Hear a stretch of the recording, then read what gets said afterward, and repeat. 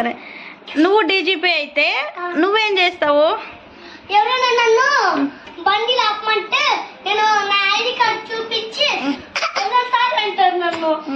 ఆ న్యూస్ లో వస్తారే అల్లు అర్జున్, రామ్ చరణ్, ఇంకా బాలయ్య, చిరంజీవి వస్తారు. అప్పుడు ఎస్ సార్ అంటారు. ఏం సార్ మీరు, నేను ఇంకా పెద్దోడు అయ్యాను కానీ నేను డీజీపీ సార్. మీరే ఎందుకంటారు?